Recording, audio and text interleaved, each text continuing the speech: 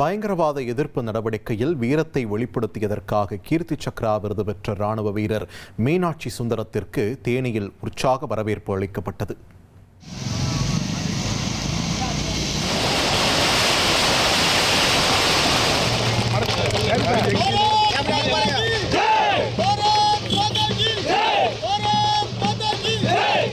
August 15, 2025 அன்று Indian president அவங்க சர்வதி Murmu madam எனக்கு கீர்த்தி சக்கரன்றதா அனௌன்ஸ்மெண்ட் பண்ணாங்க.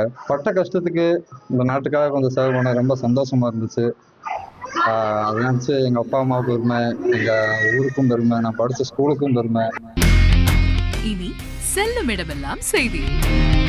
தந்தி டிவியின் வாட்ஸ்அப் சேனலை ஃபாலோ பண்ணினா செல்ல இருக்கும் இடமெல்லாம் செய்தி. இதோ QR கோட் இப்பவே ஸ்கேன் பண்ணுங்க, ஃபாலோ பண்ணுங்க.